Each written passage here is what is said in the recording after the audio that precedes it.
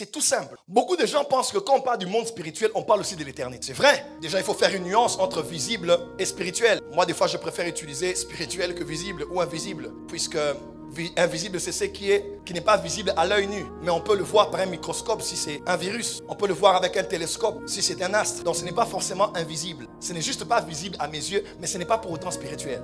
Mais le monde invisible est spirituel. Et c'est celui dont je parle maintenant. Le monde spirituel dont on parle là n'est pas forcément l'éternité.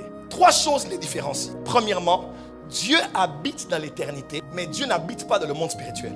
Première chose. Deuxième chose, dans le monde de l'éternité, il n'y a pas de temps. Mais dans le monde spirituel, il y a le temps. Troisième chose, dans l'éternité, les choses ne varient pas et ne changent pas. Les réalités sont immuables. Mais dans le monde spirituel, les choses changent. C'est important. Quand je parlerai de prophétique, vous allez comprendre. Dans le monde spirituel, les choses changent, mais dans l'éternité, les choses ne changent pas. Prophète, qu'est-ce que ça veut dire?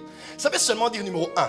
Dieu n'habite pas dans le monde spirituel. Prophète, c'est grave ce que tu dis. N'avons-nous pas prié en disant, notre Père qui est dans les cieux, notre Dieu habite sur un trône. Ésaïe l'a vu sur le trône, n'est-ce pas? Jean l'a vu sur le trône, n'est-ce pas? Daniel l'a vu sur le trône, n'est-ce pas? Alors pourquoi peux-tu nous dire ici que Dieu n'habite pas dans le monde spirituel alors que son trône s'y retrouve? C'est tout simple. Vous devez savoir ceci. Malachie 3 verset 6 dit ceci. Je suis l'Éternel et je ne change pas. Là où Dieu est, dans ce qu'il est par essence, il ne change pas.